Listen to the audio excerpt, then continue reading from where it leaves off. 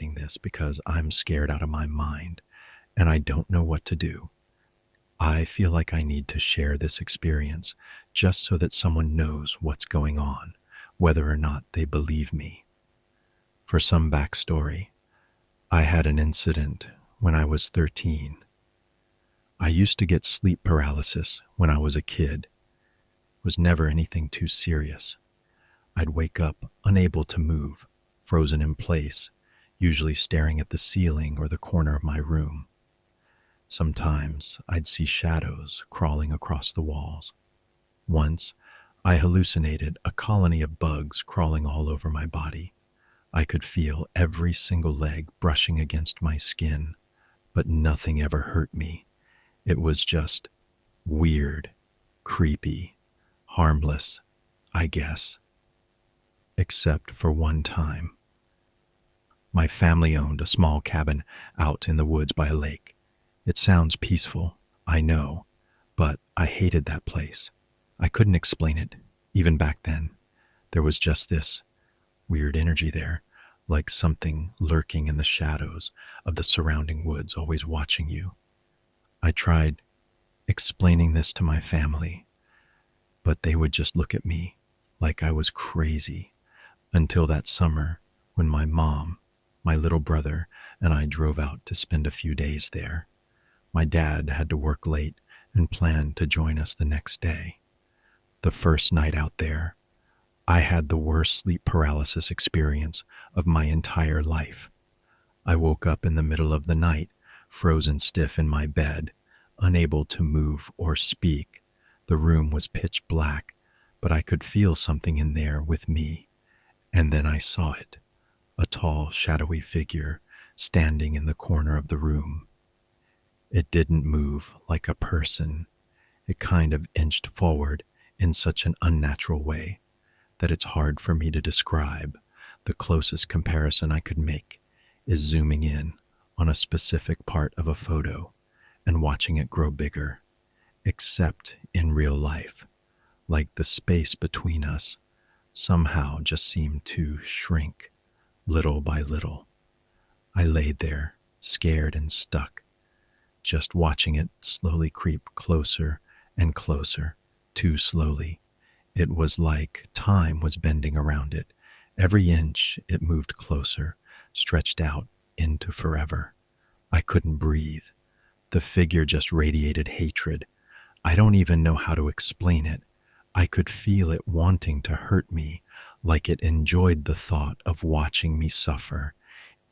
It crept closer and closer, inch by inch, for what felt like hours, until eventually it finally reached my bedside. It stood over me, looking down at me with a kind of quiet malice. It had no discernible features. Its face was a bit like an empty void with shifting shadows flickering around the edges. Despite the lack of eyes, the heavy sense of being watched bore into me, like a weight pressing into my chest, like it could see through me. It raised its hands. The form of its long, narrow fingers stretched out like dead tree branches, reaching for my neck. I felt it. The cold started at my throat and rushed all the way down my spine, and then everything went black. I woke up sometime later, drenched in sweat, unable to stop crying. I must have sobbed for 15 minutes before I even looked around. The first thing I noticed was the light. It was bright in the room, too bright, like noon or later. My mom hadn't woken me up. This was weird because she never let me sleep in this late. Weirder still, my little brother, who had been sleeping in the bed next to mine, was gone. I finally dragged myself out of bed and made my way to the living room. My brother was there, clinging to our mom, both of them crying. When my mom saw me, she just started sobbing even harder. That was when she told me.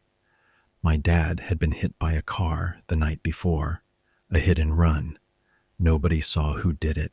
No plates, no camera footage, just a dark road and a broken body.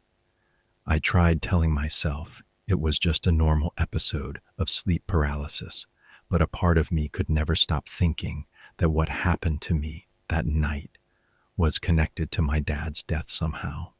I know it sounds crazy, but I could just tell that it was. I wanted to tell somebody about all of this, but I just couldn't. I mean, what would I even say? And who would believe me? Luckily, though, after that night, my sleep paralysis just stopped completely. For years, I never had another episode until recently. Fast forward, I'm 26 now, and I had a boyfriend who I'd been seeing for a little over a year.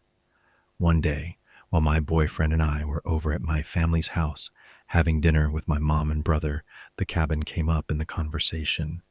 My family still owns and maintains it, though no one's gone back in a long time. He was obsessed with the idea of us going out there for a weekend cabin camping trip. It'll be romantic, he said, quiet and peaceful. I'm dying to get out of the city and relax for a bit. I said no at first. I didn't tell him why, just that I didn't like the place.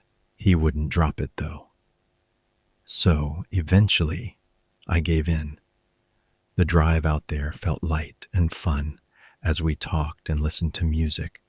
I almost started feeling like this trip wouldn't be so bad after all. Until we arrived. As soon as we pulled up, that same heavy feeling washed over me, like the trees were watching, but I ignored it. I didn't want to ruin the trip, especially because my boyfriend seemed to be really enjoying it. I tried my best to act normal, and at first, it was all going well. We made dinner, played cards, watched a movie on his laptop, but then, late that night, we got into a little fight.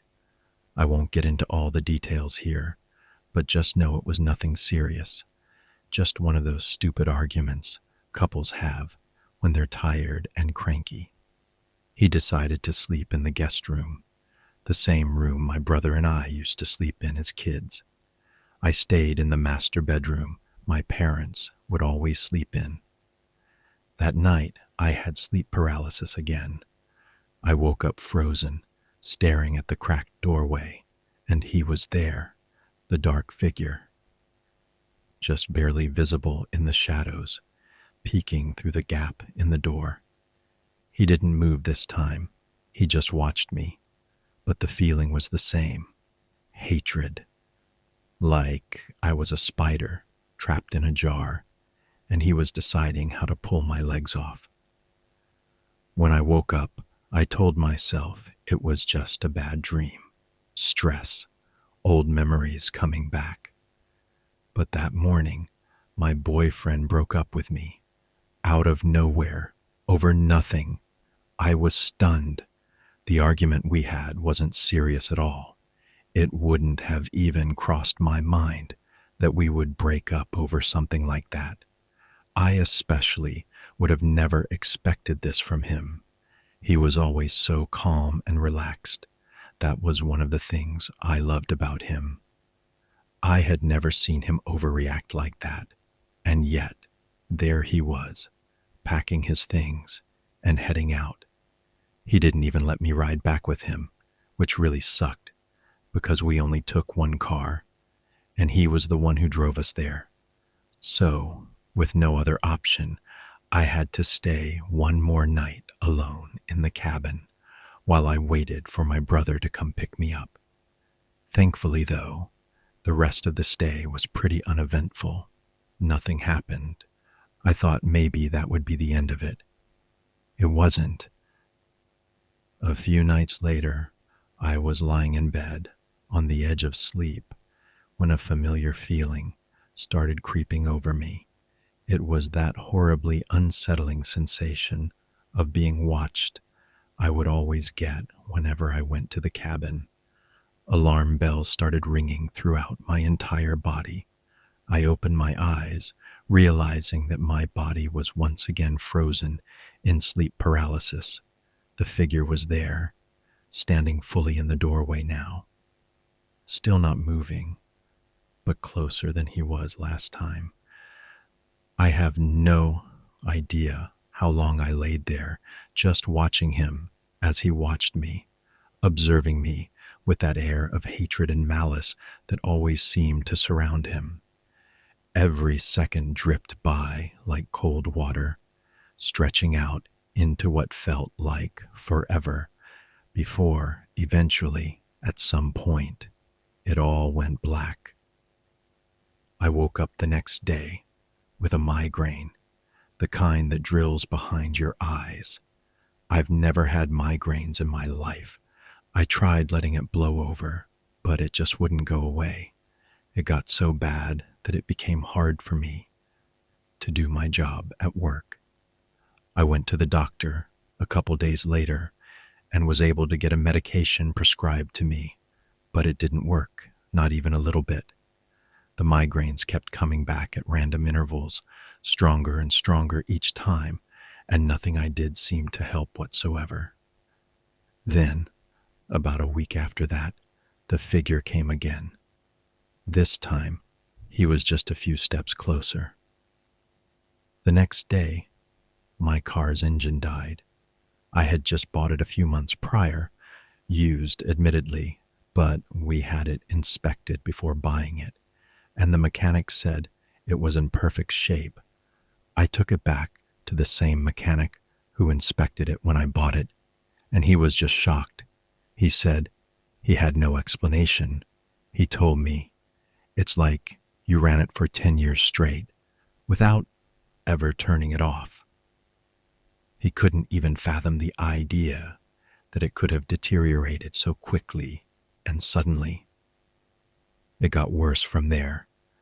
The figure appeared again and again, getting just a little bit closer with each appearance. The next time he appeared, I lost my job.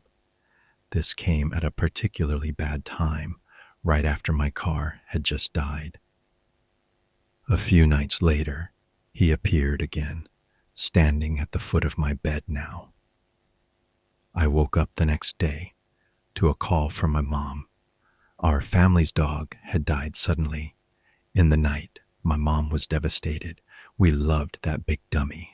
He was always so happy and full of love. He just always had a way of making your day better, no matter what type of mood you were in. He was getting older, but not quite so old that we were expecting him to pass away so suddenly. By this point, I felt like I was going crazy. I couldn't sleep, couldn't eat. My head hurt constantly. Out of desperation, I reached out to my ex. We reconnected. I was scared, and I needed someone, anyone, to hold me, comfort me, tell me that it was all going to be okay. That night, I stayed at his place. Looking back, I really wish I hadn't done that. The night I spent with him itself was fine. It was perfect, actually. I needed him, and he was there for me. I felt so safe as he held me lovingly in his arms, like he always would when we were together. For the first time in weeks, I slept peacefully. No figure, no paralysis. I didn't even get a migraine, and that feeling of constantly being watched was gone for the first time in what felt like months. My ex and I talked the next day. We decided to give things another try. For a brief moment, everything felt okay again, but I had to go home eventually. And the night I did, I was alone, once again, in my own bed again. And the figure came back. This time, he was standing right next to me. I couldn't breathe. I couldn't talk. I couldn't move. His presence was like a scream I couldn't hear, coursing its way through every inch of my body. The next day, I got a phone call. My boyfriend had died in his sleep. The coroner said it was a heart attack, but he was 28, healthy, in good shape, no conditions, no warning signs. They said it didn't make any sense. That was yesterday.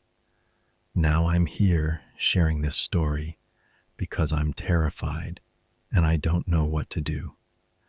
The figure always comes closer, and something bad always happens after he visits. I'm scared out of my mind. I don't know what will happen when he reaches me. Who's next? My mom? Me? I have no idea. I just know I can feel him coming for me, and I'm too scared to fall back asleep.